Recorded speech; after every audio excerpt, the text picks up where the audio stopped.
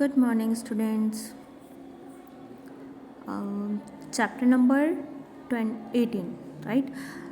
MySQL advance हम लोग पढ़ रहे हैं और जिसमें कि हम लोग प्रैक्टिकल में SQL एडवांस को कर रहे हैं।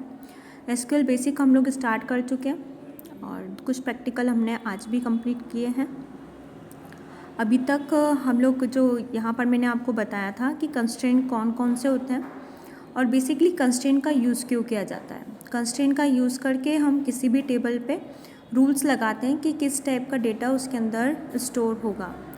तो एक पर्टिकुलर टाइप के डेटा को स्टोर करने के लिए हम लोग कंस्ट्रेंट का यूज़ करते हैं। इंटीग्रिटी कंस्ट्रेंट का मतलब है,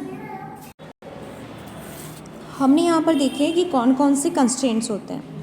इंटीग्रिटी कंस्ट्रेंट्स यानी कि आपके डेटा की करेक्ट फॉर्मेट में आप लीगल डेटा को और कुछ रूल्स के साथ अपनी टेबल में इंसर्ट कराना चाहते हैं। तो जो हम रूल्स देते हैं उसे हम इंटीग्रिटी कंस्ट्रेंट बोलते हैं। इसी चैप्टर को हम पढ़ रहे हैं जिसमें हम लोग ये 5-6 टाइप के एक को मैं ब्रीफ में अगेन एक्सप्लेन कर चुकी हूँ। यहाँ पर नॉट नल, उसके बाद यूनिक, इसके स्ट्रक्चर यानी कि सिंटैक्स भी दिए हुए हैं। आपको इन सिंटैक्स को भी याद करना है क्योंकि ये भी पूछे जाते हैं। नेक्स्ट है आपका यूनिक कंस्ट्रेंट्स। यूनिक कंस्ट्रेंट का भी यहाँ पर स्ट्रक्चर दिया है।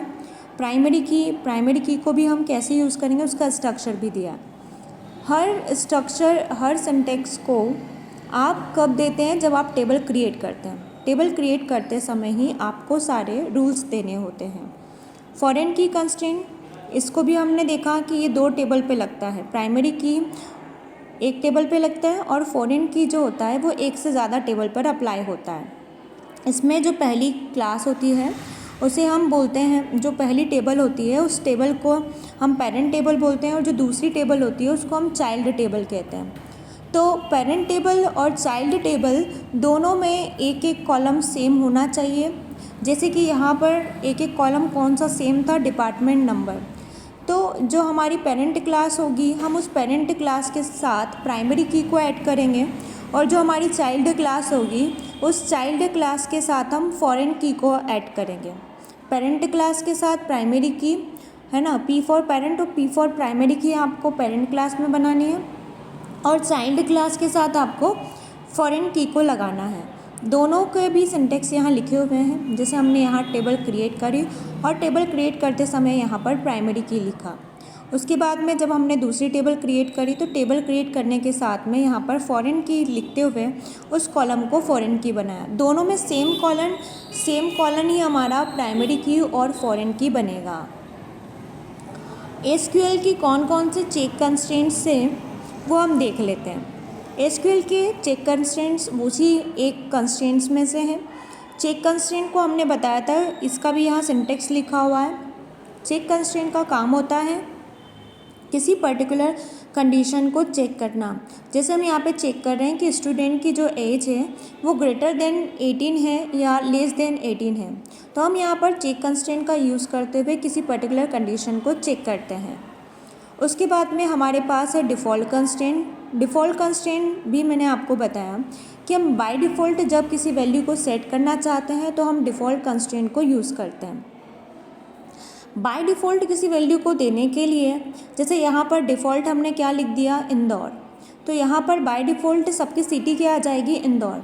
अगर आप चेंज करना चाहें तो चेंज कर सकते हैं उसी को, नहीं अगर आपने कुछ नहीं दिया है तो बाय डिफ़ॉल्ट वहाँ पर इंदौर आ जाएगा।